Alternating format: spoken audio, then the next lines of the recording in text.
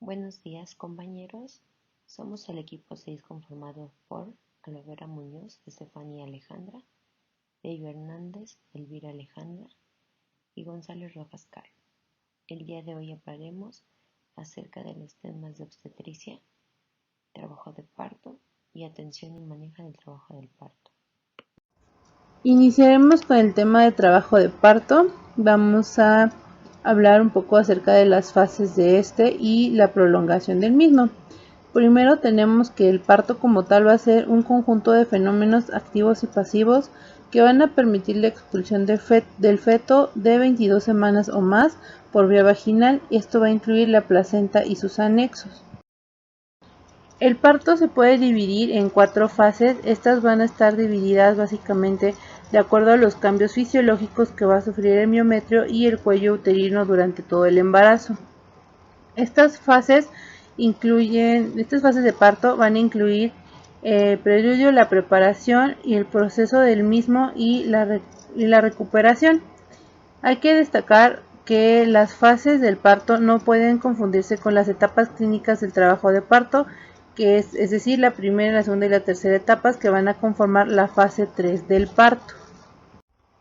La fase 1 es la fase de inactividad uterina y maduración cervical. Esta fase comprende el 95% del embarazo y está caracterizada por una inactividad del músculo liso uterino junto con un mantenimiento de la integridad estructural cervical.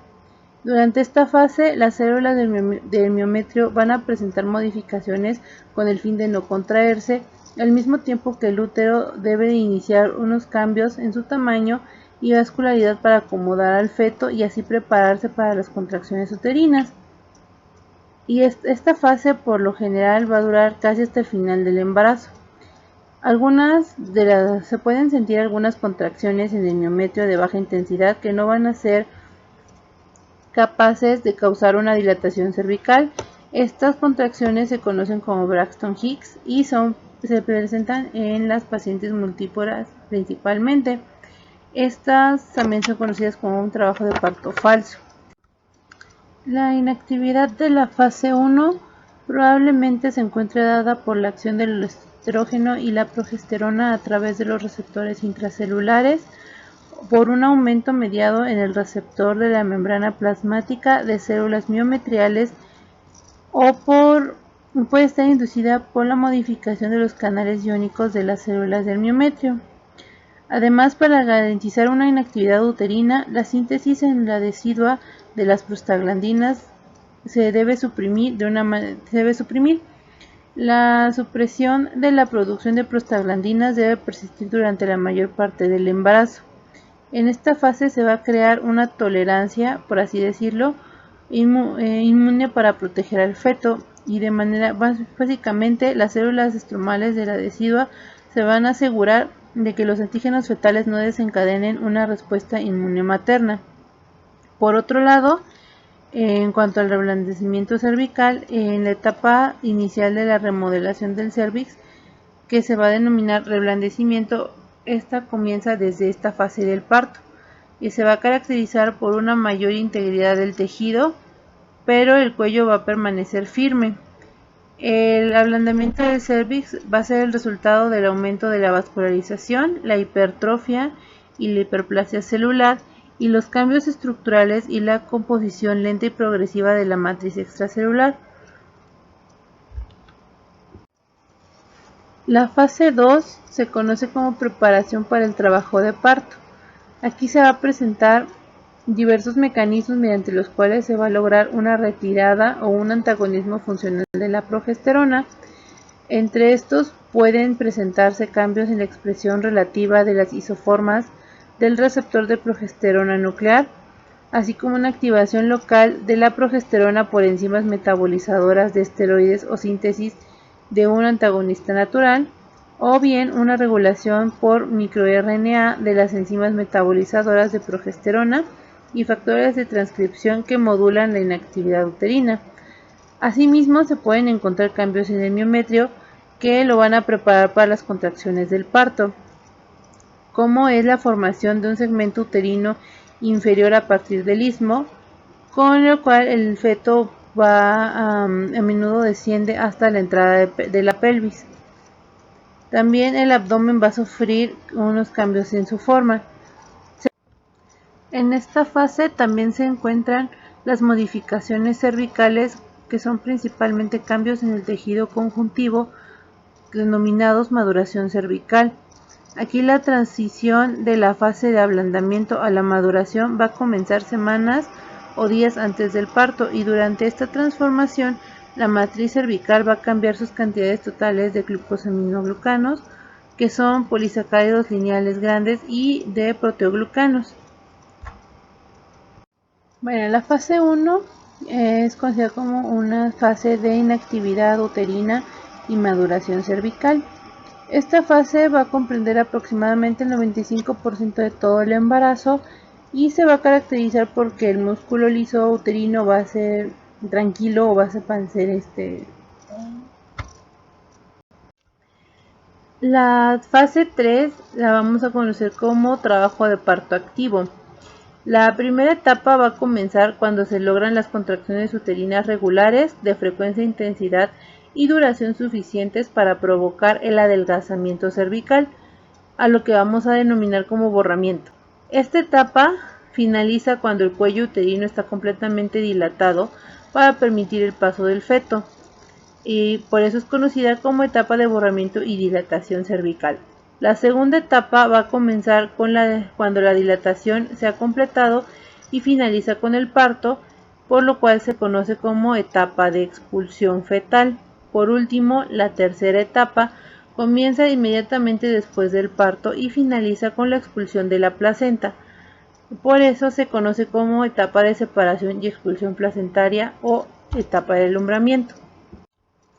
En la primera etapa se conoce como el inicio clínico del trabajo de parto. Aquí se van a presentar las contracciones. Estas contracciones del músculo liso van a ser dolorosas y se han sugerido algunas causas, como la hipoxia del miometrio contraído, la compresión de los ganglios nerviosos en el cuello uterino y el útero inferior por haces musculares interconectados contraídos, por un estiramiento cervical durante la dilatación, o bien un estiramiento del peritoneo que recubre el fondo.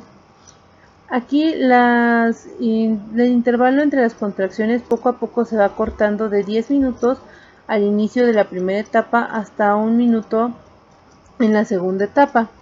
Aquí se deben de tener periodos de relajación entre contracciones que van a ser necesarias para mantener un bienestar fetal.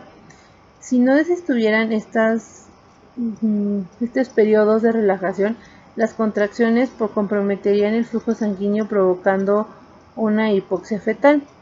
Poco a poco, durante la fase activa del trabajo de parto, la duración de las contracciones va cambiando, llegando hasta un total de entre 30 y 90 segundos con un promedio de 1 minuto. Se van a tener distintos segmentos uterinos, que son el superior y el inferior. Estos se empezaron a formar durante la segunda fase del trabajo de parto, pero aquí se van a hacer todavía más marcados, donde el segmento superior va a ser firme durante las contracciones, mientras que el segmento inferior va a ser más suave, más distendido y un poco menos fuerte. El segmento uterino superior se va a contraer, se retrae y va a hacer la función de expulsar al feto. En respuesta a estas contracciones, el segmento uterino inferior se va a ablandar y el cuello uterino se va a dilatar, y van a formar un tubo por donde va a ser expulsado el feto.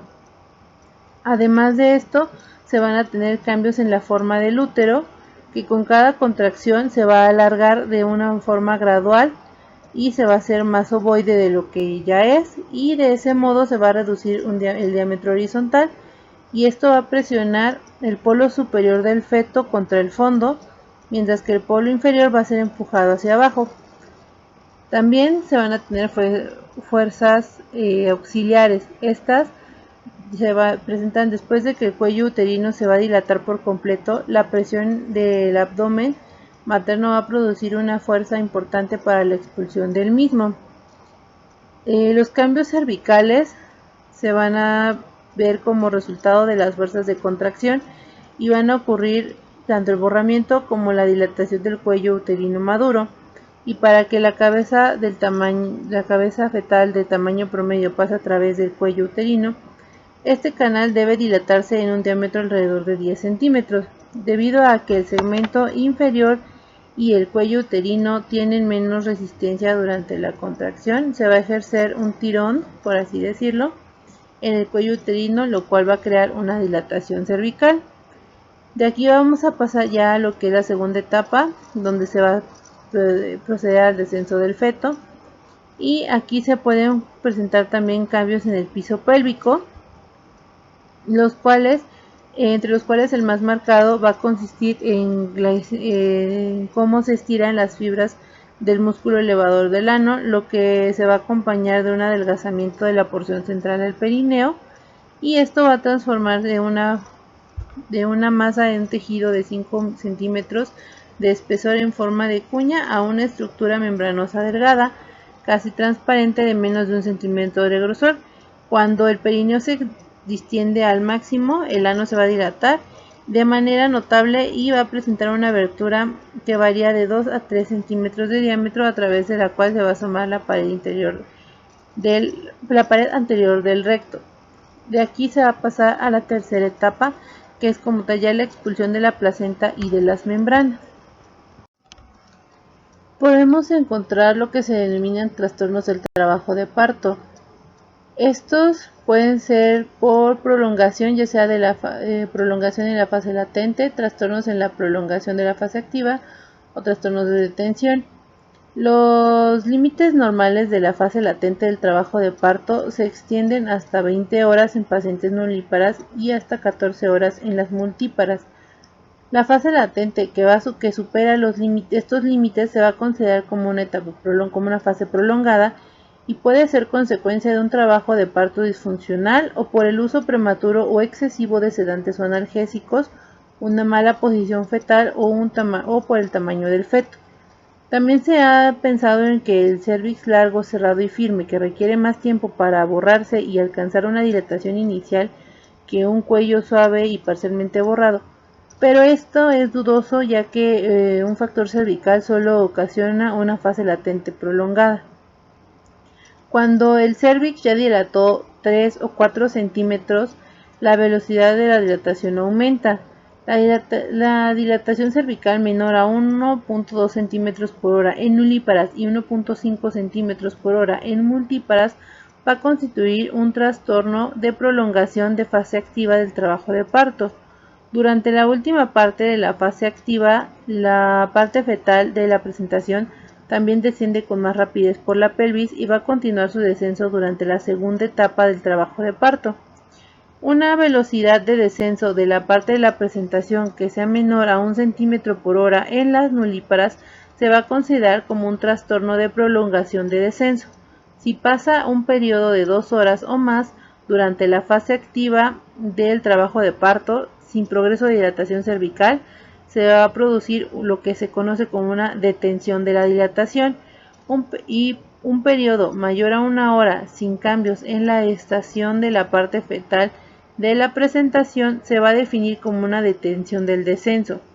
La etiología de estas situaciones o de estas prolongaciones en fase activa incluye una actividad uterina inadecuada, una desproporción cefalopélvica, la posición fetal anómala o una anestesia de conducción. Estas circunstancias hay que evaluar la pelvis materna y también la parte fetal de la presentación.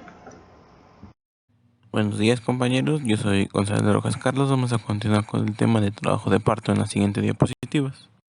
Antes de continuar como tal con los mecanismos tal cual del trabajo de parto, vamos a revisar algunas situaciones que tenemos que revisar mediante las maniobras de Leopold, que es para verificar la presentación del bebé previa al parto. La primera de ellas es la situación fetal. Esta se va a definir como la relación que guarda el eje longitudinal de la madre y el eje longitudinal del feto. Ya tenemos las dos presentaciones, la longitudinal y la transversa.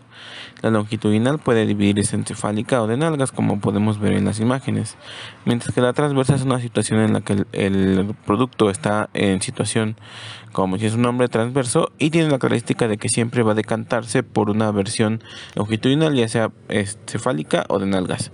Esta menciona que es muy poco la probabilidad de que el feto no progrese en una de estas dos presentaciones y que requiera manejo por cesárea. El siguiente es la presentación fetal. Esta se va a definir como la parte de la presentación del feto que se aboca por completo al estrecho superior de la pelvis y es capaz de desencadenar un trabajo de parto. De esta tenemos dos presentaciones, la cefálica y la pélvica. Como vimos en la diapositiva anterior, su característica principal es que es cuando el feto está en posición cefálica o pélvica, va a ser capaz de producir todos los cambios fisiológicos que vimos en la presentación de mi compañera y que va a ser capaz de desencadenar el trabajo de parto de forma natural. Esto pues no siempre se logra y en ocasiones puede presentarse algún tipo de situación patológica que evita que esta progresión sea de forma natural, pero su característica es esa, que pueden desencadenar el trabajo de parto. Respecto a la posición fetal, se refiere a la relación que guarda la columna vertebral del feto, dorso, con el lado derecho e izquierdo de la madre. De esta solamente tenemos dos variaciones, la derecha o la izquierda. Prácticamente en caso de que el feto esté en posición oblicua, se va a establecer la que esté más proximal hacia el lado izquierdo derecho de la madre. Esta pues prácticamente nos orienta al sitio por el cual los hombros pueden acercarse hacia lo que es el canal de parto al momento del nacimiento y nos va a permitir establecer algunas maniobras que vamos a ver un poquito más adelante. Otra situación que tenemos que revisar al momento de la revisión o exploración del canal vaginal con el recién nacido es la variedad de posición fetal. Esta se va a referir como la oración de una porción elegida arbitrariamente de la parte de la presentación fetal, punto toconómico, con la mitad anterior o posterior de la pelvis materna. Prácticamente, como lo vimos igual en la parte de mi compañera Alejandra, el punto toconómico es la parte anatómica que va a estar en la situación más abocada hacia el canal de parto y es la que nos va a establecer la relación o los mecanismos por los cuales va a producirse este nacimiento. Dependiendo de la ubicación del punto toconómico, se pueden desencadenar distintas angulaciones, como podemos ver en la gráfica de la izquierda. Si el punto toconómico está hacia arriba o en posición cefálica, va a ser una posición occipito anterior. Si está hacia abajo, es un occipito posterior, y así con cada tipo de cuadrantes.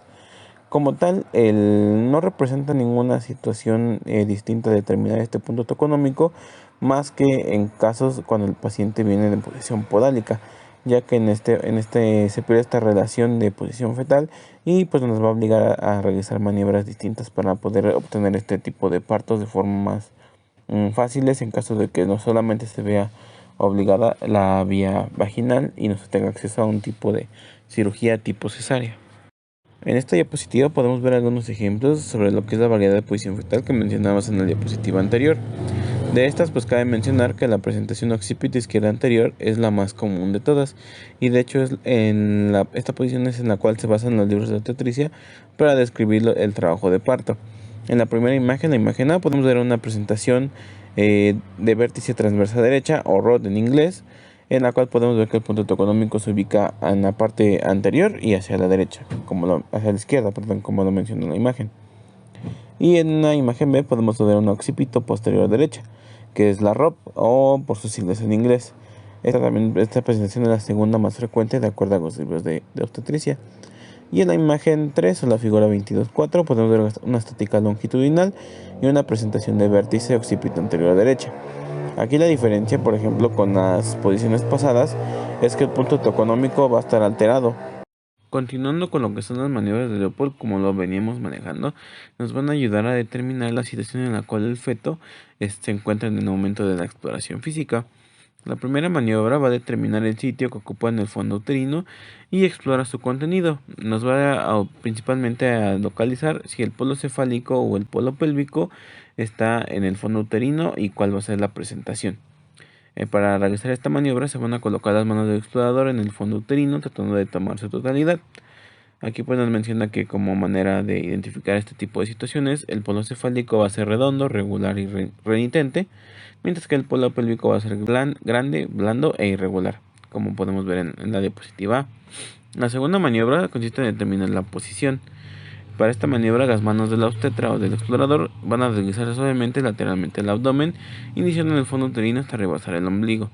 Y pues con estas primeras dos maniobras vamos a conocer prácticamente la situación y también la presentación que tiene recién nacido. Continuando con las maniobras, la tercera maniobra nos va a ayudar a identificar la presentación. Esta se va a realizar ejerciendo una presión suave por arriba del pubis con la mano en forma de pinza y se hace pelotear la cabeza fetal de manera gentil. Esta maniobra tiene la intención de conocer si el polo que está abocado hacia el canal de parto está encajado o no. En caso de que se haga el peloteo o la forma de pinza con las manos y el producto regrese, se va a determinar que el producto no está encajado, mientras que ya no regresa o se mantiene en su posición, significa que el producto está abocado y que esto va a desencadenar de una manera u otra eventualmente el trabajo de parto. La cuarta maniobra nos va a permitir valorar el polo que se encuentra en la parte inferior y el grado de encajamiento. Similar a la tercera maniobra, nos va a determinar el grado de encajamiento, qué tan profundo va a estar respecto a los planos de Hodge, el polo que está desencadenando el trabajo de parto. Esta se va a realizar cuando ambas manos del operador se colocan en la parte inferior del abdomen y se deslizan suavemente hacia la pelvis. Cabe mencionar que también de estas tres maniobras, de la primera a la tercera, el explorador tiene que estar viendo de abajo hacia arriba la exploración física de la madre, mientras que para la cuarta maniobra esta va a ser de arriba hacia abajo para lograr determinar este grado de encajamiento. Continuando, ya que determinamos estas maniobras, siguen los mecanismos de trabajo de parto. Los mecanismos de trabajo de parto son cambios posicionales que va a presentar el feto con la intención de lograr el trabajo de parto y sus etapas posteriores. También se considera que es el traslado dentro del conducto pélvico del producto y se van a describir 7 principales, como las vamos a describir a continuación. El primer mecanismo de trabajo de parto va a ser el encajamiento. Este se va a lograr cuando el diámetro biparietal, que va a ser el eje de menor longitud de recién nacido, se va a encontrar con el diámetro transversal, que va a ser el eje mayor de la pelvis materna. Es decir, que el eje menor con el eje mayor se van a encontrar y va a lograr que estos se aboquen y puedan entrar de forma adecuada. Una vez que entra el cráneo, se considera que está encajado, ya que no hay forma de que este diámetro pueda volver a desencajarse, a menos que ocurra alguna situación extraordinaria. Arriba de este plano se va a considerar que la cabeza flota. Aquí es donde entra nuestra cuarta maniobra de Leopold, ya que si el feto no está encajado y se realiza una cuarta maniobra, este va a pelotear o no se va a permanecer en lo que es el canal de parto, va a regresar por sí solo. Una vez que el producto está encajado, sigue el descenso. Este es el primer requisito para el nacimiento del recién nacido, ya que en muchas ocasiones, en caso de que no se siga el trabajo de parto normal, el recién nacido puede quedarse encajado pero no progresar. Entonces este va a ser el primer paso para un nacimiento por vía vaginal. Este puede ocurrir antes de iniciar el trabajo de parto como tal, es decir, el desencadenamiento de las contracciones, y este descenso va a obedecer a 4 fuerzas principales. La primera es la presión del líquido amniótico, la segunda es la presión directa del fondo sobre la pelvis, los esfuerzos de pujo por acción de músculos abdominales maternos y la extensión y enderezamiento del cuerpo fetal. De estas 4 fuerzas cabe mencionar que si alguna de ellas falla, el mecanismo de descenso va a verse alterado. En la presión del líquido amniótico, por ejemplo, pacientes con oligohidramnios, esta presión no se va a lograr, lo que va a causar un estancamiento en el trabajo de parto. La presión directa del fondo sobre la pelvis, esta es sobre todo cuando la paciente que son nulíparas se asocia a un mayor incremento en el tiempo de trabajo de parto debido a que esta fuerza muscular apenas se está desencadenando. En los esfuerzos de pujo por acción de los músculos abdominales, principalmente nos habla de pacientes con obesidad o que ya son añosas, ya que esta fuerza muscular va a estar disminuida por la disminución del tejido muscular en estos músculos abdominales. Y por último, la extensión del enderezamiento del cuerpo fetal, esta es principalmente asociada a recién nacido y solamente se va a ver afectado, por ejemplo, con el paciente post-término, ya que el líquido amniótico que va a estar adherido al cuerpo de recién nacido y también los vellos de recién nacido van a causar que esta descenso sea un poquito más difícil, ya que va a estar seca la cavidad. Continuando con el siguiente mecanismo, que es la flexión, vamos a recordar lo que vimos durante el encajamiento. Recordemos que el diámetro biparietal del feto va a alinearse con el eje longitudinal de la pelvis, esto para que pueda desencadenarse el encajamiento. En este caso, el feto va a empezar a descender, como lo vimos en la diapositiva pasada, pero se va a encontrar con un tope, ya que estos diámetros ya no están correctamente alineados o hay un encimamiento de estos diámetros, por lo cual el feto tiene que realizar una flexión para cambiar su diámetro biparital al suboccipito bregmático para que pueda continuar descendiendo. Esto se va a lograr mediante la flexión de la cabeza tocando el mentón con el tórax. Esto es mediante una hiperflexión de lo que es la columna cervical del feto hacia el tórax. Y el siguiente mecanismo es la rotación interna. Como podemos ver en la diapositiva, anterior de flexión, si lo notaron, el diámetro suboccipito pragmático va a ser el que va a estar encajado ahora en la pelvis. En esta diapositiva, como alcanzan a ver, esta rotación va a ser hacia el sentido anterior, con la intención de que el giro de la cabeza mueva el occipucio a la sínfisis del pubis y tenga una mayor cantidad para poderse mover dentro del canal de parto. Esto es indispensable para que concluya el trabajo de parto, y este movimiento es el primordial para conocer si un trabajo de parto va a darse en esta vía vaginal o va a ser necesario que requiera cesárea. Este momento también de rotación interna es cuando el feto alcanza el piso pélvico y donde va a prácticamente, si se llega a este paso, va a ser un parto vaginal en caso de que no tenga otra complicación materna. El siguiente mecanismo es la extensión. En esta, como hemos visto en las imágenes, lo que va a pasar es que finalmente el diámetro suboccipito pragmático con el biparital van a estar alineados de forma anterior con lo que es la pelvis.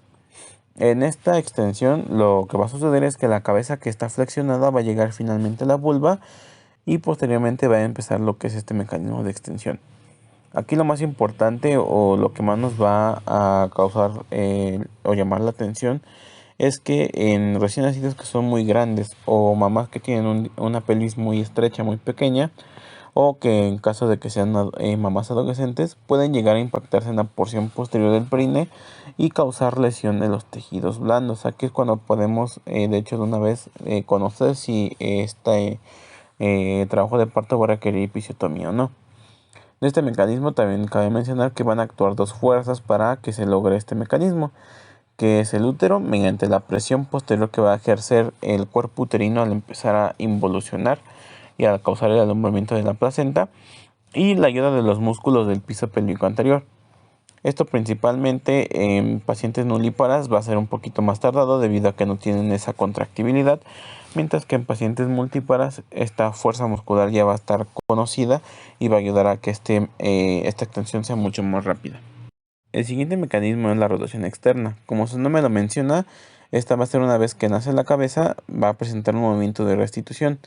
Quiere decir que nuevamente estos diámetros que se lograron poner de forma anterior o alinearse, tienen que volver a causar una desviación hacia la derecha, con la intención de que ahora el diámetro biacromial de los hombros de recién nacido pueda alinearse con el diámetro mayor de la pelvis y pueda causar la liberación de los hombros. En el occipucio a la izquierda va a rotar de forma que la tuberosidad isquiática izquierda pueda quedar alineada, como se los acabo de mencionar. Concluida la variedad de la posición transversa, es decir que ahora el mecanismo de recién nacido del trabajo de parto ya no va a ser una situación longitudinal, ahora va a ser transversa. Una situación un poquito contraria a lo que mencionábamos de que el trabajo de parto usualmente tiene una situación longitudinal. Y esta rotación externa, su principal función, igual como les mencioné, es que el hombro se ubica detrás de la sínfisis del pubis para que pueda liberarse con el siguiente movimiento. El siguiente mecanismo es la expulsión. Este va a ocurrir inmediatamente después de la rotación externa. Aquí cabe mencionar que el primer hombro que va a aparecer es el hombro anterior, bajo la sínfisis del pubis, y el períneo se distiende para sacar el hombro posterior. En este mecanismo lo más importante o donde podemos intervenir nosotros como médicos es que este movimiento de expulsión, en caso de que se haga de forma sin apoyo médico, puede llegar en muchas ocasiones a lesionar el perine. Por ello hay algunas maniobras que nos ayudan principalmente a evitar el tipo de desgarros del perine al momento de la liberación de los hombros. Este ruido de expulsión se considera el más traumático de todos, ya que puede llegar a lesionar tejidos blandos tanto del recién nacido como de la madre. Asociando lo que acabamos de mencionar con el mecanismo de trabajo de parto, están las fases del trabajo de parto. Esta que mencionamos ya un poquito mi compañera, sin embargo ahorita vamos a meter un poquito más este apartado. Entre las fases de trabajo de parto tenemos principalmente dos. La primera es la fase latente. En esta fase latente se asocian varios eventos fisiológicos del trabajo de parto. En este el feto va a encajarse en el primer y segundo plano de Hodge y también va a caracterizarse por unas contracciones irregulares que se vuelven gradualmente regulares. Recordemos que una contracción irregular es aquella que no es rítmica, que es mayor a 5 contracciones por minuto y que pues como tal no van a desencadenar el trabajo de parto, ya que son regulares, son entre 3 y 4 contracciones por minuto y se le van a considerar como contracciones regulares. Esta fase va a terminar una vez que se llega a los 3 a 4 centímetros de dilatación y mencionar, como lo mencionamos parcialmente en los mecanismos de trabajo de parto, esta fase va a ser prolongada hasta de 20 horas en pacientes nulíparas y un promedio de 14 horas en pacientes multíparas. De aquí cabe mencionar que esta fase latente se va a ver afectada en algunas ocasiones si el paciente o la paciente está bajo sedación, si el cuello uterino es desfavorable o si hay un falso trabajo de parto. La siguiente fase, que es la fase activa, va a estar caracterizada, como les mencionaba, o continuando con la fase latente, a lo que es el descenso al tercer y cuarto plano y finalmente la deflexión y expulsión del feto. Esta va a estar subdividida en tres fases, que es la fase de aceleración, la fase de máxima pendiente y la fase de desaceleración. Esto va a obedecer principalmente a los mecanismos que ya mencionamos. Prácticamente va a empezar desde lo que es el descenso y la flexión, hacia la rotación interna, la extensión y la rotación externa, hasta la expulsión del recién nacido. De esta fase lo que nos cabe mencionar es que se le conoce como activa o de fase rápida, ya que va a haber una velocidad de dilatación de 3 a 5 centímetros. En esta el descenso inicia la última etapa de dilatación y aproximadamente se activa a los 7 a 8 centímetros de dilatación y se vuelve más rápida a partir de 8 centímetros. Esta detención de la dilatación cabe mencionar que puede haber 2 horas sin cambios y esto va a ser considerado normal ya que es la fase de desaceleración. Sin embargo, también puede verse afectada por algunos factores como lo mencionamos en la diapositiva anterior, como la sedación o la posición anómala fetal. De aquí, pues, mencionar la fase activa va a estar principalmente regulada por lo que es la oxitocina. Por ello, también mencionar que en una fase latente no está indicado la administración de oxitocina. Solamente va a estar indicada durante la fase activa, es decir, a partir de lo que son los 5 centímetros de dilatación cervical, para que ésta pueda tener un efecto activo y nos ayude esencialmente a favorecer el tiempo de expulsión del recién nacido. Y pues también dentro de la fase activa concluye cuando se expulsa el recién nacido y se va a continuar por lo que son las siguientes etapas que vamos a ver a continuación. Continuando con los periodos de trabajo de parto, el segundo periodo se va a referir principalmente al descenso de la cabeza y cuerpo del feto a través del canal de parto y va a comprender lo que es desde el borramiento, el inicio del borramiento y alcanza la dilatación cervical completa hasta la expulsión del feto. Esto pues va a ser considerado la segunda etapa. Acá en la siguiente diapositiva lo que vamos a ver es cómo es el manejo o la atención de este periodo de trabajo de parto. Para la atención de la fase de descenso del segundo periodo podemos establecer dos tipos de atenciones. La primera, o considerar también que lo que es la duración del periodo expulsivo.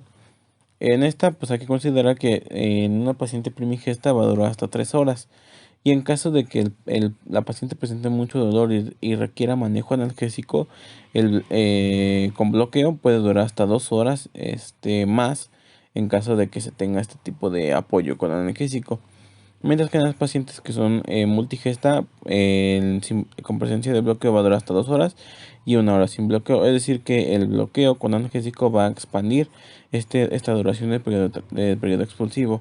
Como tal, la complicación principal de que se alargue este periodo expulsivo es que va a favorecer el trauma en el recién nacido y también puede causar que se estanque el avance del trabajo de parto. Y también otra acción que se puede dar es el masaje perineal.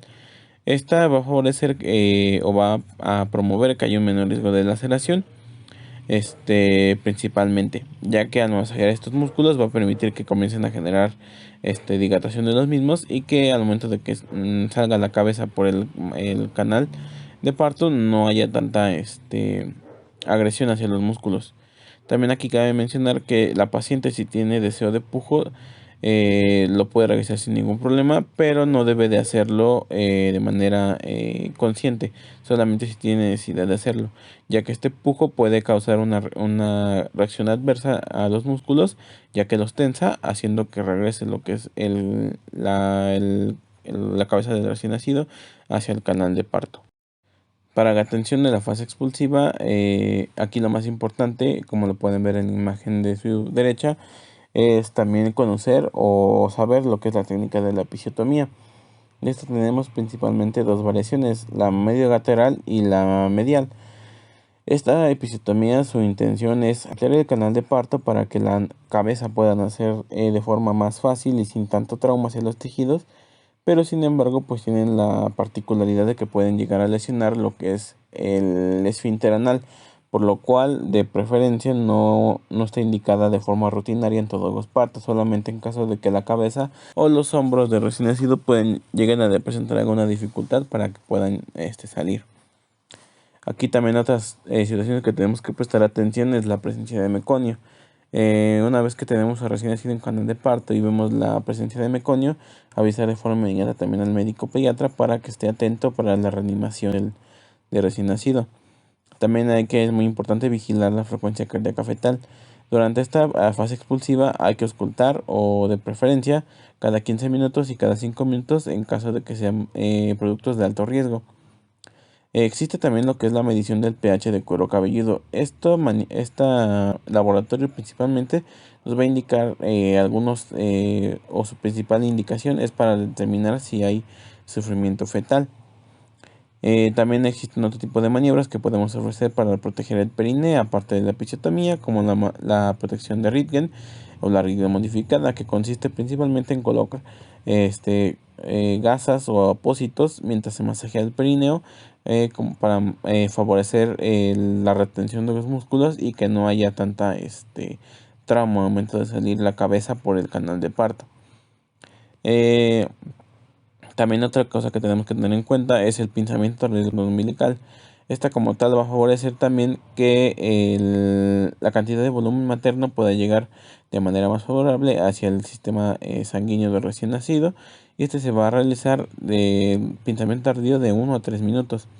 Se menciona que lo ideal es que sea los 3 minutos para favorecer la mayor cantidad de volumen sanguíneo para el recién nacido.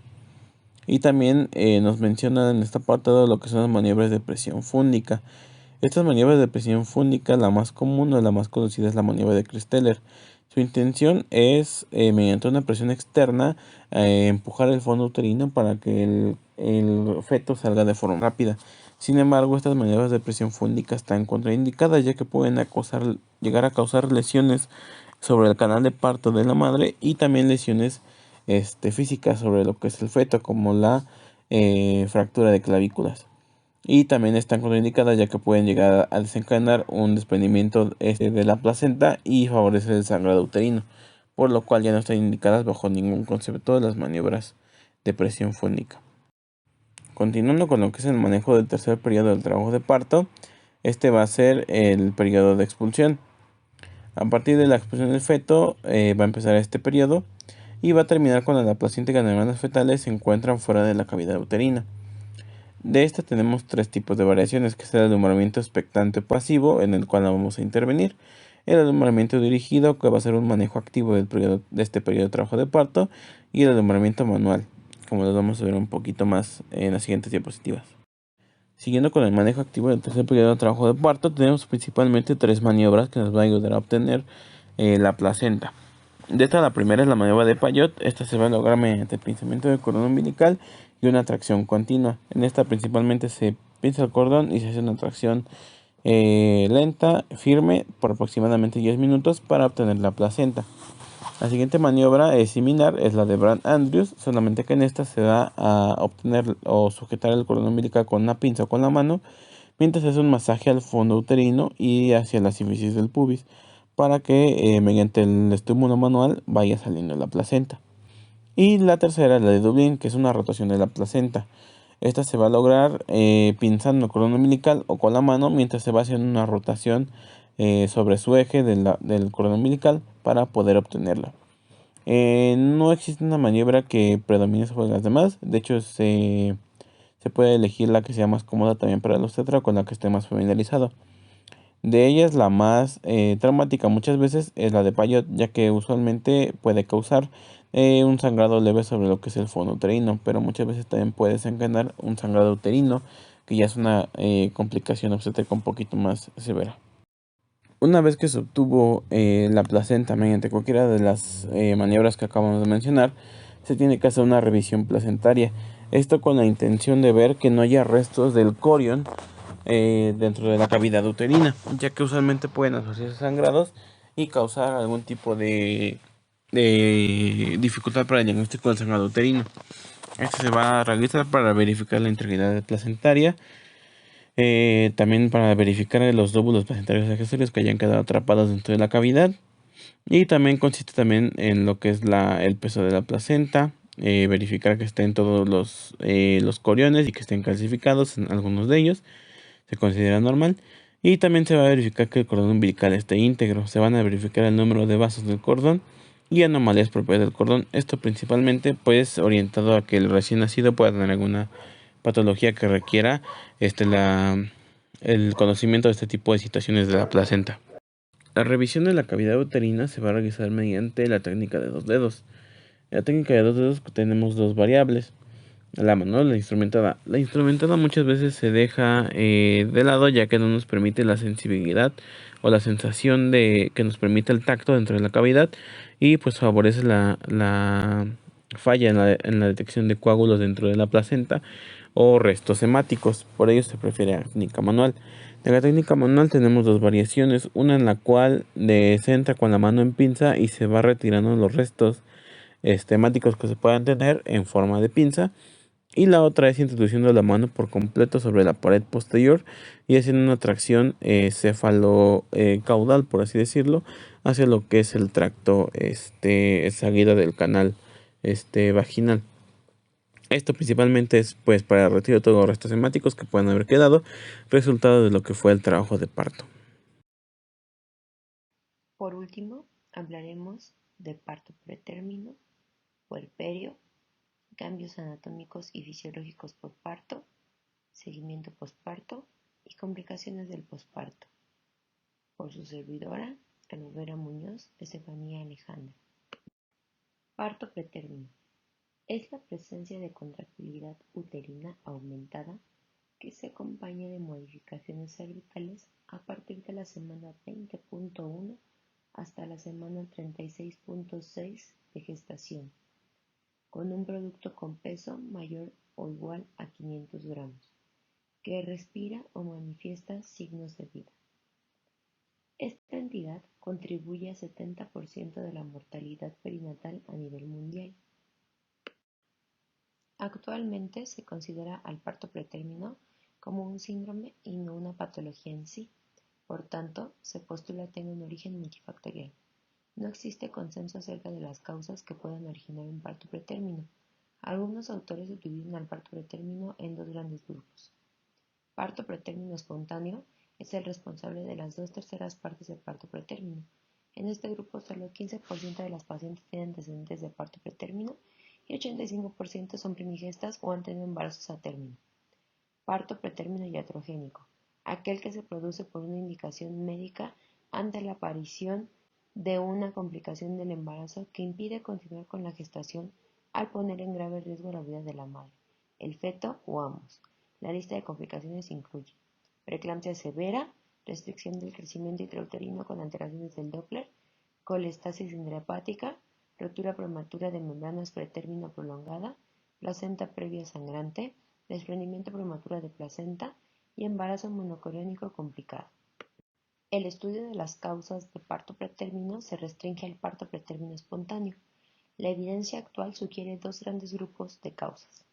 intrínsecas, que comprenden activaciones hormonales y activaciones neurales, o extrínsecas, entre las que se encuentran sobredistensión uterina, infecciones maternas, isquemia uteroplacentaria, malformaciones uterinas, enfermedades cervicales y estrés.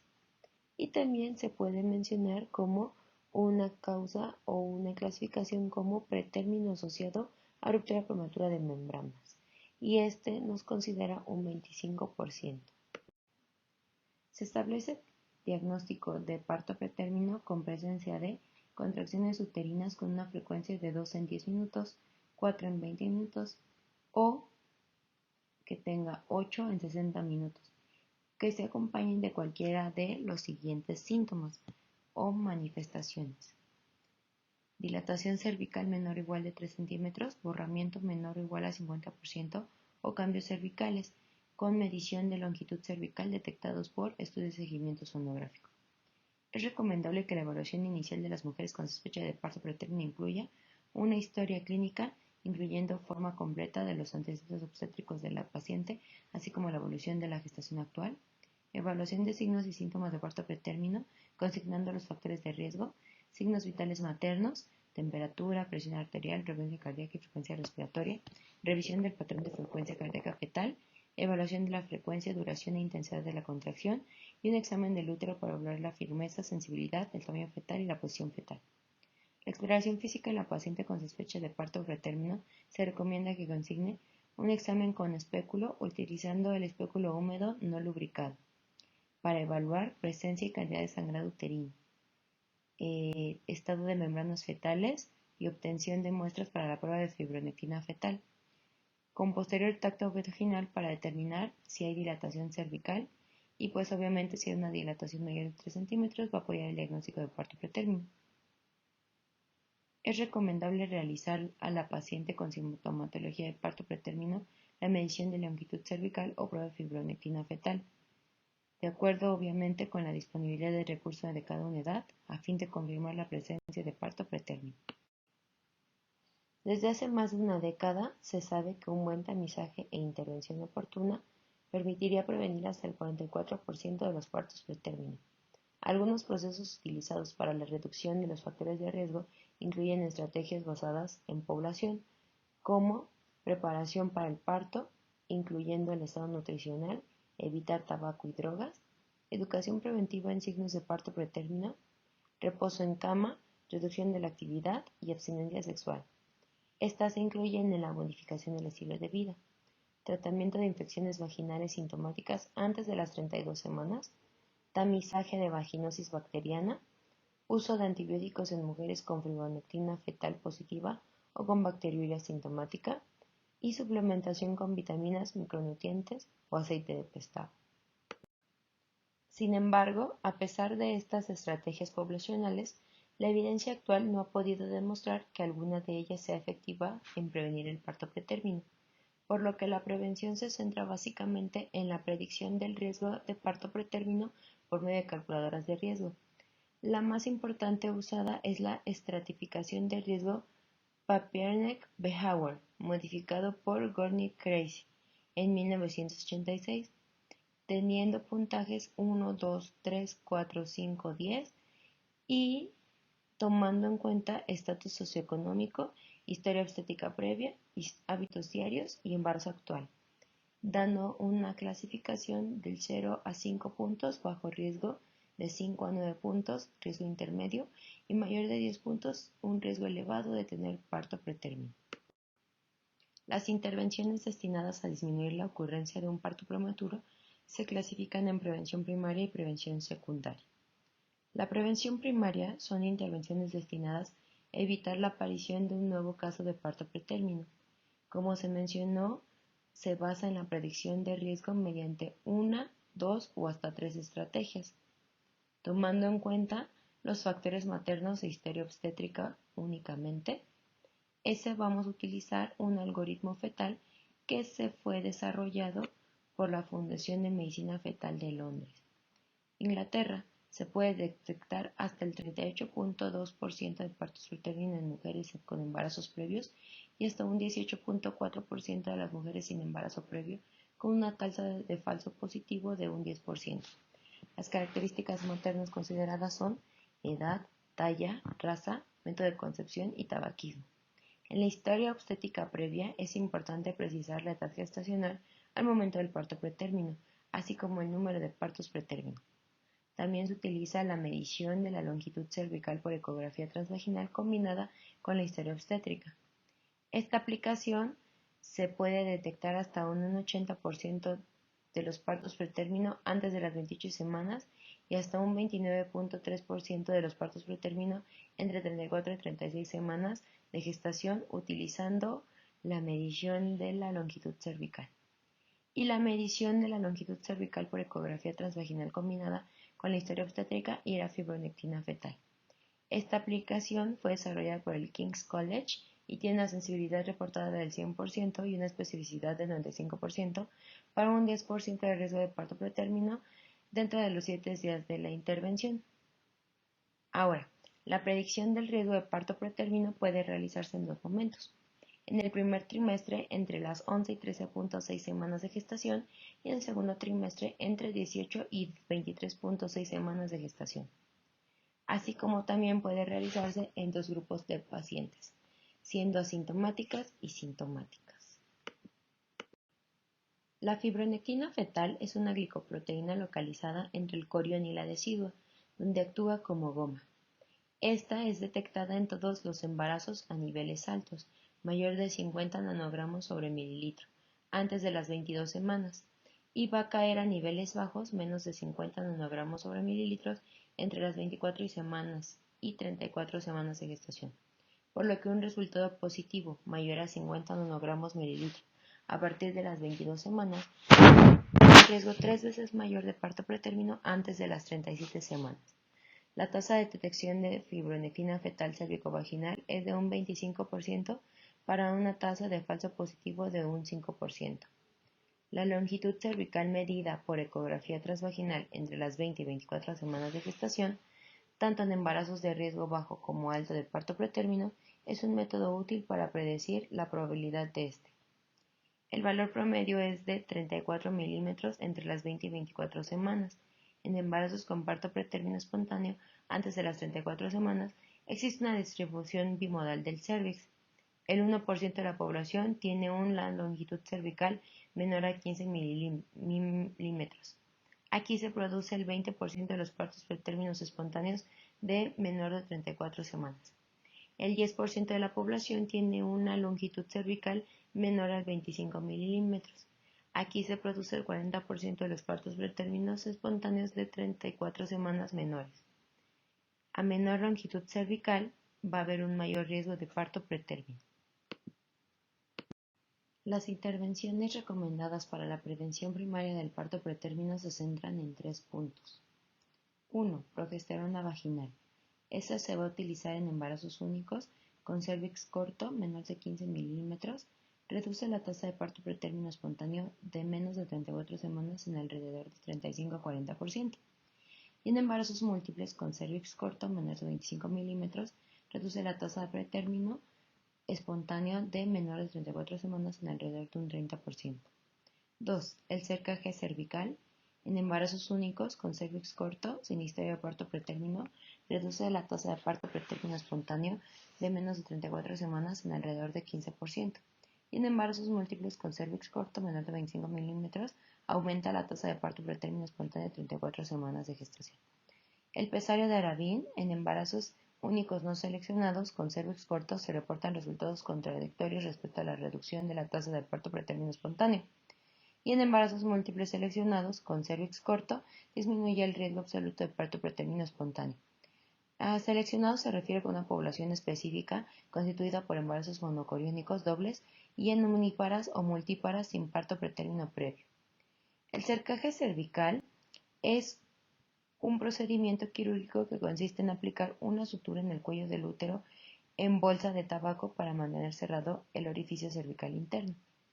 El cercaje cervical de emergencia es aquel que se aplica en casos de dilatación cervical prematura con exposición de las membranas fetales a la vagina. Este hallazgo puede ser descubierto por exploración física, especuloscopía o ultrasonografía. Se va a aplicar entre las 14 y 24 semanas de gestación y también es llamado de rescate, indicado por exploración física o de membranas en reloj de arena. Las complicaciones que trae este cerclaje cervical es trabajo pretérmino activo, evidencia clínica de coriomielitis, sangrado vaginal activo, ruptura prematura de membranas pretérmino, evidencia de compromiso en estado de excitación fetal, defectos fetales letales o que haya un óbito. La prevención secundaria corresponde a las medidas que se adoptan en pacientes en trabajo de parto pretérmino en estados iniciales con el objeto de detenerlo y o revertirlo, y así evitar las secuelas del mismo, es decir, intervenir en la evolución natural de la enfermedad. Las intervenciones van a depender de la edad gestacional al momento en que se produce el trabajo de parto pretérmino, así como las causas que lo originan y la condición fetal.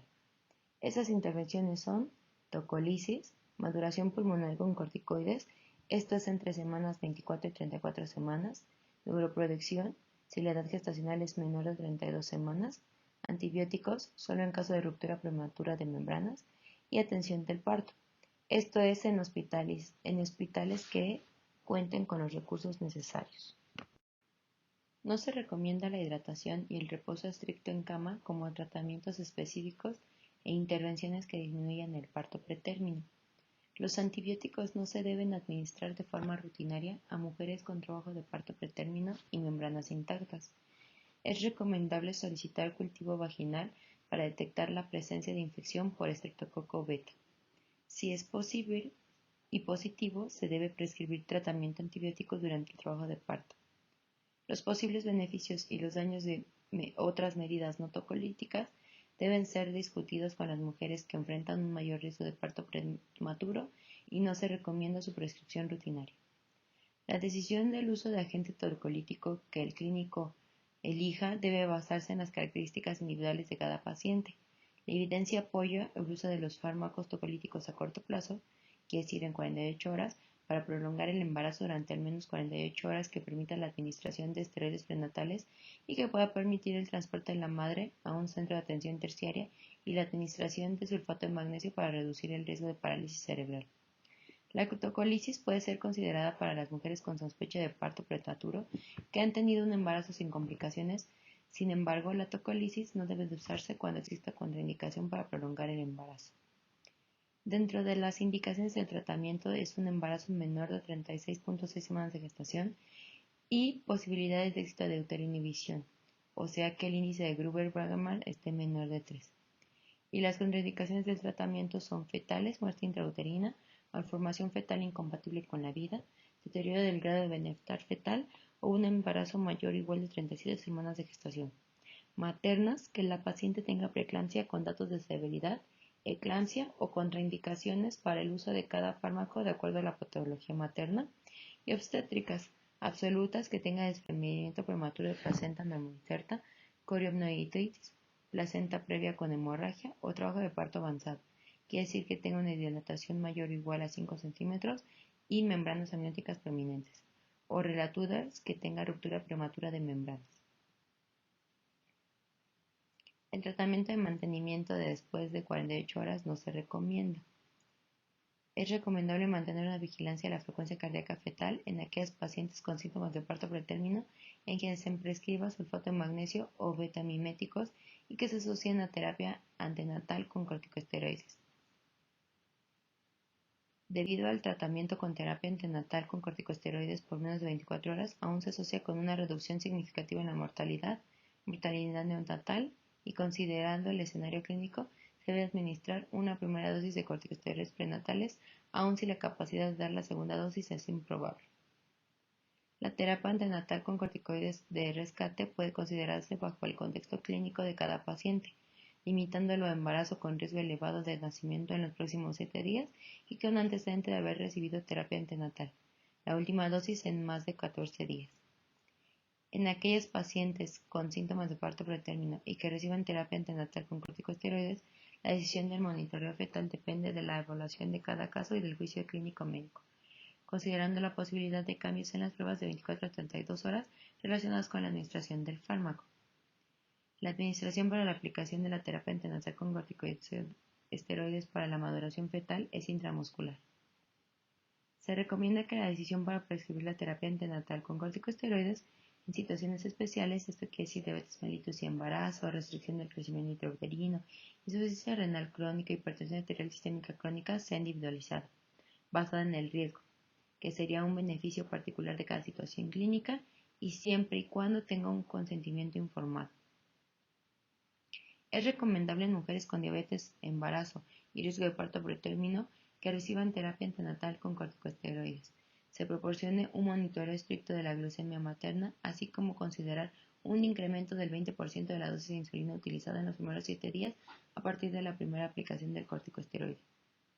La administración del sulfato de magnesio podrá ser administrada en mujeres con embarazo único o múltiple entre 24 a 31 semanas de gestación con parto pretérmino asociado a ruptura prematura de membranas y parto pretérmino establecido con 4 a 8 centímetros de dilación. Y el parto pretérmino va a estar indicado entre 2 a 24 horas, por ejemplo en pacientes con preeclampsia con datos de severidad. En las pacientes con cervix corto es recomendable un seguimiento de la longitud cervical cada 1 a 2 semanas, en especial en aquellas pacientes con antecedentes de parto pretérmino. Las pacientes que hayan cursado con síntomas de parto pretérmino que ameritaron tratamiento tocolítico y que el seguimiento posterior se determine con dilatación cervical, es recomendable la colocación de cercaje cervical.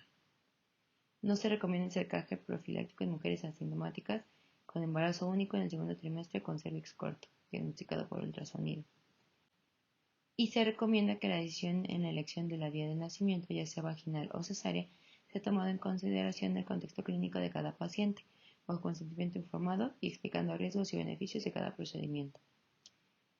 Las dosis a considerar de la terapia antenatal con corticosteroides para la maduración pulmonar son betametasona, 2 dosis, cada una de 12 miligramos cada 24 horas por vía intramuscular, o dexametasona, 4 dosis, cada una de 6 miligramos cada 12 horas intramuscular. El esquema de neuroprotección fetal con sulfato de magnesio va a iniciarse de 4 gramos en infusión para 30 minutos y va a tener un mantenimiento con infusión de 1 gramo hora para usar 12 horas y suspender. El puerperio es el periodo que sigue a la expulsión del producto de la concepción, en el cual los cambios anatomofisiológicos propios del embarazo se revierten al estado pregestacional. La duración es de 6 semanas o 42 días.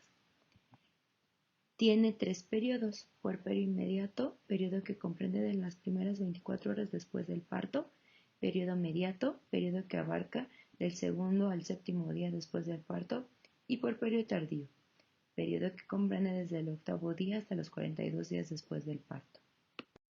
Durante el puerperio, los órganos y sistemas maternos que sufrieron transformaciones durante el embarazo y el parto presentan modificaciones que los retornan e involucionan en gran medida a las condiciones pregestacionales. Los temblores, escalofríos o rigidez postparto se observan en 25 a 50%. Los escalofríos comienzan de 1 a 60 minutos posteriores al nacimiento. La patogenia es incierta. Útero. Justo después del alumbramiento, el útero comienza a contraerse, situándose ligeramente por debajo de la cicatriz umbilical, para posterior a 2 semanas situarse dentro de la pelvis verdadera. El peso del útero disminuye cerca de 1000 gramos justo después del parto y 60 gramos de 6 a 8 semanas después. Lóquios. Posterior a los 2 a 3 días posparto, la llamada decidua comienza a diferenciarse en 2 capas. La primera es una capa superficial que comienza a necrosarse y se desecha mediante una descarga vaginal llamada loquio. La segunda capa más profunda va generando nueva proliferación endometrial. Los loquios presentan las siguientes modificaciones.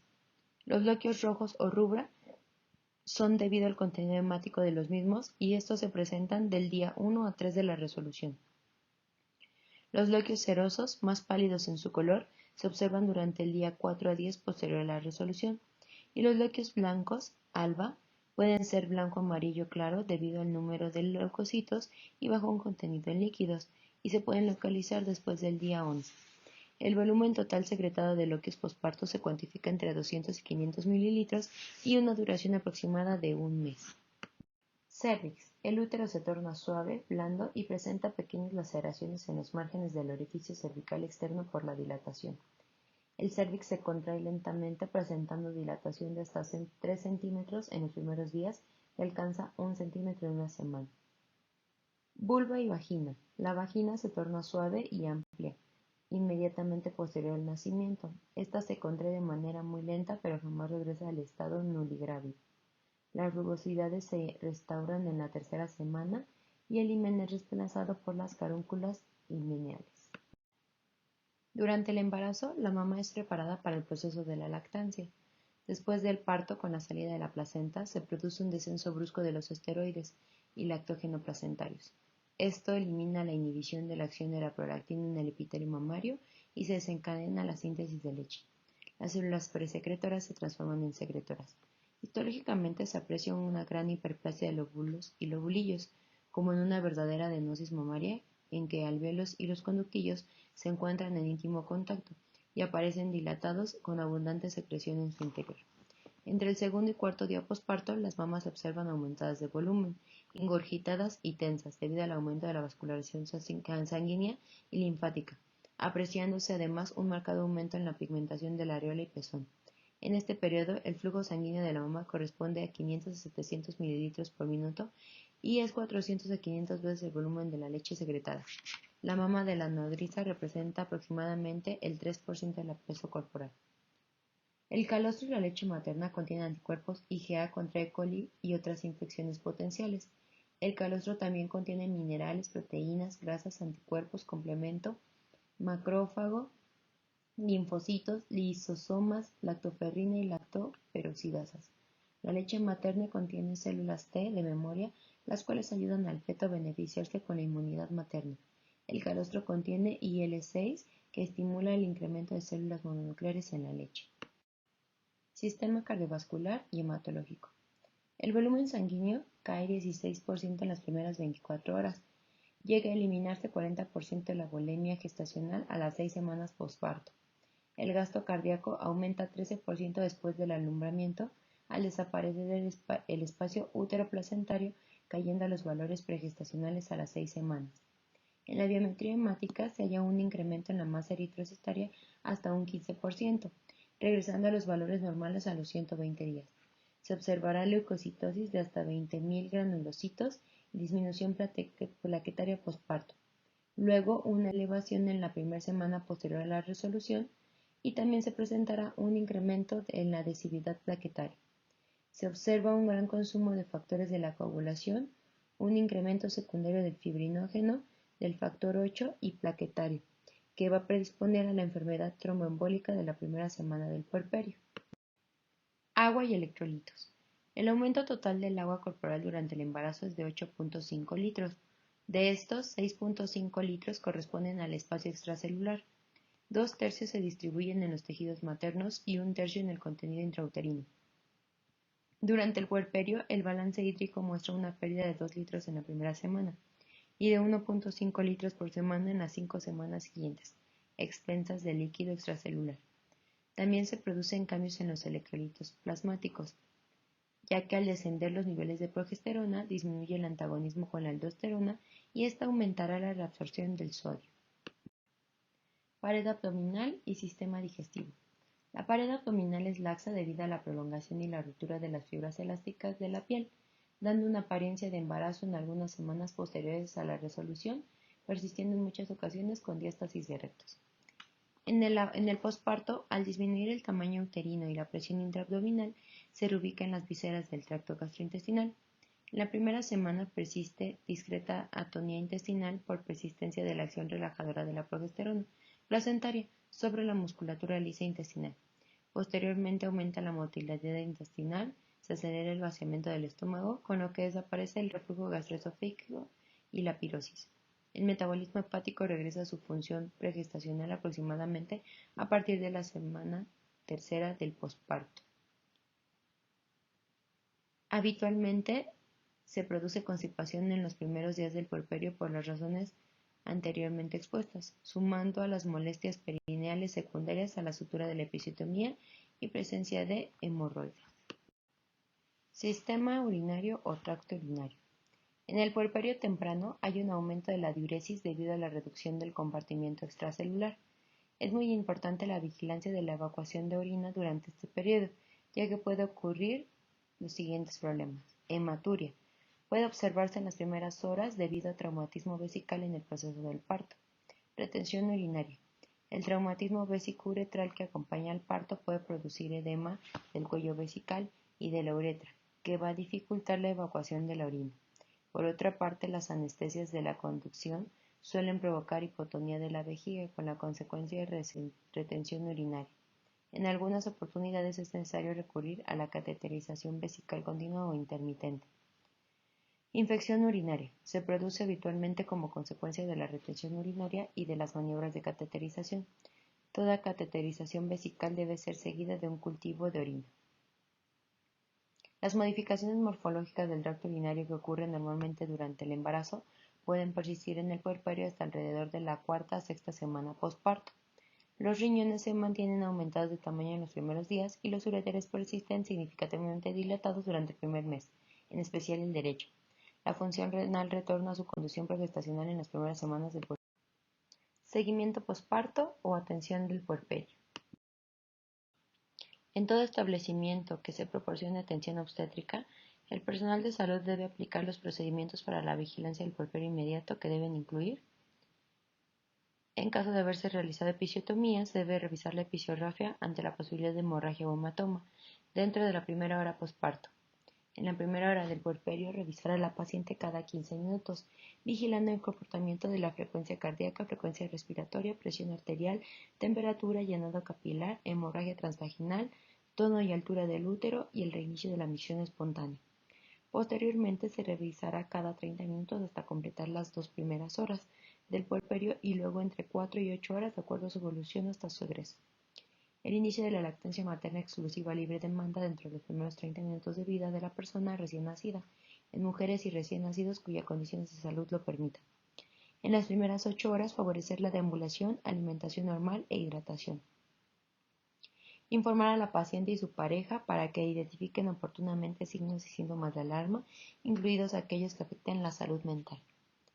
A las mujeres ROHD negativas con persona recién nacida ROH positivo y con prueba de CUMSI indirecta negativa, se les aplicarán 300 nanogramos de globulina inmune anti-RO dentro de las primeras 72 horas posparto o cuando se realice otro evento obstétrico o procedimiento invasivo capaz de ocasionar hemorragia feto-materna y que pueda condicionar en la madre inmunización del antígeno D.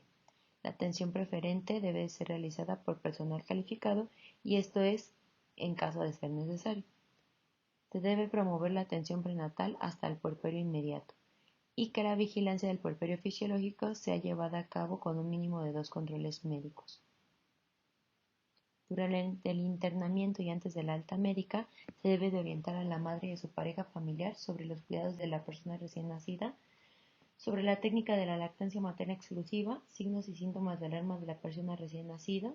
Esto quiere decir en la succión e ingesta inadecuada, micción y evacuación presente, estado de alerta, fiebre, ictericia, apnea, cianosis, dificultad respiratoria, llanto inconsolable, crisis convulsivas, vómito, distensión abdominal e hipotermia o de la madre, fiebre, hemorragia, cefalea persistente.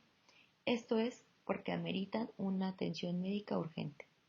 Y el egreso de la paciente podrá efectuarse hasta que hayan transcurrido las primeras 24 horas del posparto en caso de no existir complicaciones, cuando haya sido un posparto vaginal. Y si es un parto quirúrgico sería entre las 24 a 48 horas hasta 72 posteriores.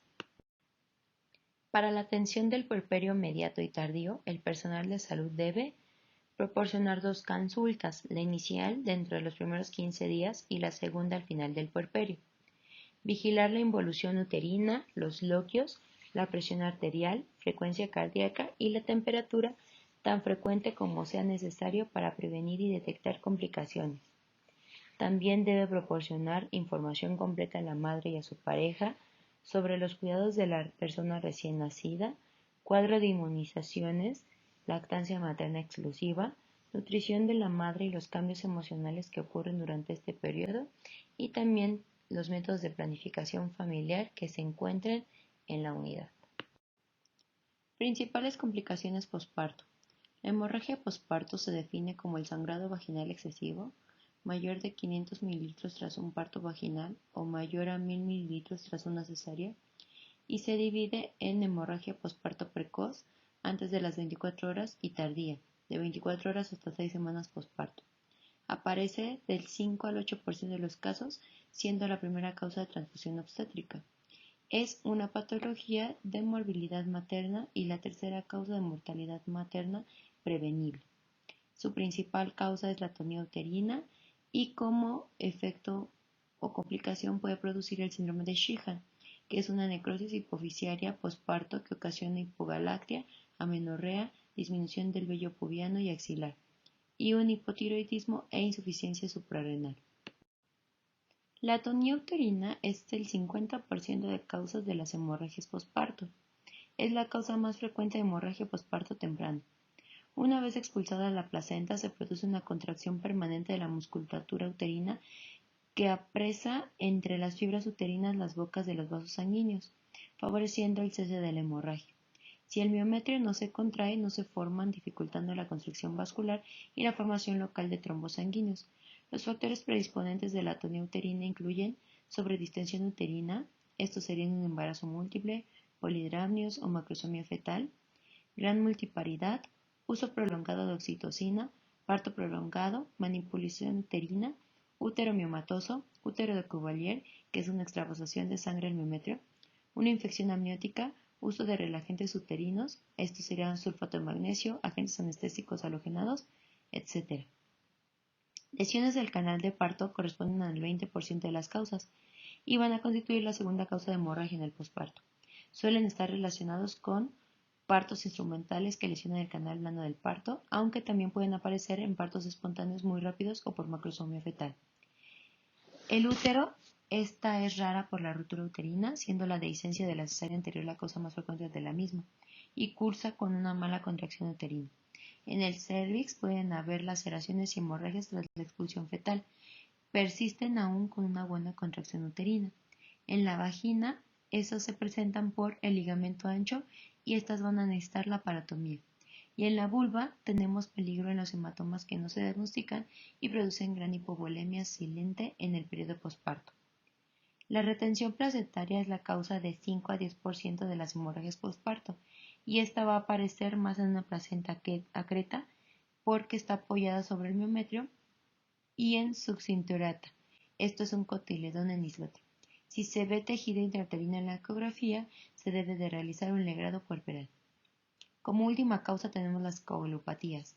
Estas van a aparecer en el contexto de abruptio, aborto diferido, embolia de líquido amniótico, sepsis, preeclampsia y grandes transfusiones. A veces aparece en la enfermedad de von Willebrand o en la trombocitopenia autoinmunitaria. Prevención. El manejo activo del tercer periodo del parto ha sido útil como un medio efectivo para prevenir la hemorragia posparto. Los cuidados a realizar incluyen el pinzamiento temprano del cordón umbilical, tracción controlada del cordón con palpación uterina, inspección de la placenta y canal del parto y administración de fármacos uterotónicos de manera profiláctica. La oxitocina se debe de administrar 10 unidades tras el nacimiento del hombro anterior. Esto ha demostrado reducir el riesgo de hemorragia posparto en un 60%. Ergonovina. La administración de una ampolleta en dosis única posterior al nacimiento del hombro anterior también resulta útil. Carbestocina, este es un análogo de la oxitocina, no ha demostrado ser superior al uso de la oxitocina, pero sus ventajas radican en la administración en dosis única y que su efecto se mantiene por varias horas, si bien todavía no se recomienda su uso sistemático. Tratamiento. El manejo consiste en una actuación rápida pero sistemática. Entre las medidas generales a instaurar se encuentra la canalización de una adecuada vía venosa para reposición de líquidos, el control de la diuresis, la oxigenoterapia, la analítica urgente y la exploración física. El tratamiento es etiológico, por lo que es vital llegar con rapidez al diagnóstico de la patología responsable de la hemorragia posparto. El manejo de la atonía uterina consiste en masaje uterino, fármacos uterotónicos, taponamiento uterino, tratamiento quirúrgico, esto será una ligadura de vasos uterinos o una ligadura de arteria ilíaca interna o una histerectomía obstétrica como última medida a realizar. Los fármacos uterotónicos disponibles son los siguientes. Oxitocina es el más fisiológico. Produce contracción intermitente de la fibra uterina. Puede utilizarse vía intramuscular, intramiometral o intravenosa. Tiene efectos secundarios como náuseas, vómitos e intoxicación acuosa por acción antidiurética de la oxitocina. Y se va a utilizar 10 unidades vía intramuscular o 5 unidades vía intravenosa. Ergonovina. Es un poderoso uterotónico. Se puede administrar por vía intramiometral, intramuscular o intravenosa. Su empleo no excluye el de la oxitocina y con frecuencia se usan para potenciar su efecto. Está contraindicado en casos de patología hipertensiva. Sus efectos secundarios son hipertensión arterial, hipotensión, náuseas, vómito y espasmo arterial coronario. La cantidad o dosis es de 0.25 mg vía intramuscular o 0.125 mg vía intravenosa. Se pueden repetir dosis según respuesta cada 5 minutos en un máximo de 8 dosis. Carbaprost es un derivado de las prostaglandinas que potencia la contractilidad uterina y produce vasoconstricción. Está contraindicado en pacientes con enfermedad cardíaca, pulmonar, renal o hepática. Y los efectos secundarios más importantes son vómito, diarrea, náuseas, broncoespasmo y desaturación. Y su dosis es de 0.25 mg vía intramuscular y se va a repetir según dosis respuesta cada 15 minutos, máximo 8 dosis. Inversión uterina. Se define como el prolapso del fondo uterino a través del cérvix y se debe, en general, a una excesiva tracción del cordón umbilical antes del alumbramiento completo. Se llama incompleta cuando el fondo no protruye por el cérvix. El riesgo fundamental es la hemorragia asociada, aunque a veces aparece endomiometritis tras la reposición uterina manual, que es la actividad de elección. El diagnóstico es evidente: dolor, hemorragia y masa vaginal o endocervical blanda rojo azulada en ausencia del globo uterino.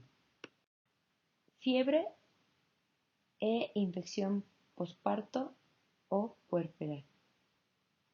Se define como una temperatura oral de 38 grados centígrados o más en 2 tomas en los primeros 10 días posteriores a la resolución del embarazo, excluyendo las primeras 24 horas debido a que durante este periodo es común encontrarla, ya que a menudo se resuelve de forma espontánea, sobre todo después del parto vaginal. La infección posparto supone 1/3 de la mortalidad materna de origen obstétrico. Las infecciones puerperales son polimicrobianas. Tenemos 2 tipos de infecciones. La primera es la endometritis. Esta suele aparecer durante el segundo o tercer día posterior al parto. El factor más importante es la cesárea, donde el riesgo de endometritis es 30 veces mayor que en el parto vaginal. Otros factores que favorecen la endometritis son rotura de membranas prolongadas, coriomioitis, tractos vaginales, parto prolongado, preeclampsia, parto instrumental, anemia, desnutrición y obesidad. Hay fiebre, leucocitosis y útero subinvolucionado y doloroso a la palpación, con loquios malolientes que pueden llegar a ser purulentos. En los casos graves hay malestar, hipotensión, ileo y shock. Debe realizarse análisis de orina, pues la infección urinaria puede dar un cuadro semejante. El tratamiento se basa en la antibioterapia intravenosa en dosis altas, cubriendo los gérmenes presentes en el tracto genital, que son los más frecuentemente implicados. El régimen de clindamicina y gentamicina presentan una elevada eficacia. En los pacientes con factores de riesgo se debe instaurar profilaxis intraparto, siendo el fármaco de elección ampicilina o amoxicilina más clavulánico. Mastitis. Aparece en primigrávidas, casi exclusivamente en las lactantes, hacia el segundo o tercer día del puerperio, por fisuras del pezón e infección por Staphylococcus aureus del neonato. Las mamas están tensas, eritematosas, dolorosas, congestivas y puede haber febrícula y adenopatías axilares. En ocasiones es focal y evoluciona al absceso. El tratamiento incluye calor local, vaciamiento mamario tras las tomas y antibioterapia específica. Cloxacilina, amoxicilina clavulánico. Si hay absceso, además del tratamiento antibiótico, es preciso drenaje quirúrgico, desbridamiento y colocación de drenaje. Patología psiquiátrica del puerperio. No se sabe con certeza que la etapa perinatal aumente los trastornos psiquiátricos, aunque en el primer mes posparto se considera de mayor riesgo. Conviene no olvidar que los síntomas de trastornos mentales pasan inadvertidos en el embarazo y puerperio, o se clasifican como propios de esta situación. Es nuestra labor saber diferenciar la reacción emocional normal pasajera como resultado de un proceso de adaptación a la nueva situación del hecho patológico que interfiere a su vida diaria y en el cuidado del niño para atenderle adecuadamente. Uno de los trastornos mentales más frecuentes en el puerperio es la tristeza, melancolía o blues. Lo presentan del 40 al 80% de las puérperas, con síntomas depresivos que desaparecen en 7 a 10 días. No considera una patología y no requiere tratamiento farmacológico, solo tranquilizar y apoyar a la paciente y realizar un seguimiento para evitar que progrese. La depresión puerperal no parece ser un cuadro diferente al de la depresión mayor. Aparece en el 10 al 15% de las puérperas. Se manifiesta después de la segunda semana posparto hasta el tercer al sexto mes del puerperio. Se manifiesta con cansancio físico y psíquico excesivo, alteraciones del sueño, pérdida de interés y autoestima, anorexia, llanto, sensación de culpa. El tratamiento debe ser de inicio precoz e indicado por el psiquiatra. Son de primera elección la nortriptilina, imipramina, fluoxetina y paroxetina. La psicosis puerperal suele comenzar a las 2 a 3 semanas posparto. Es de inicio súbito, con desorientación temporoespacial, inseguridad, confusión, insomnio, alucinaciones y delirios. De pronóstico favorable si se trata precozmente. Requiere ingreso, antipsicóticos en monoterapia con haloperidol o trifluoperacina.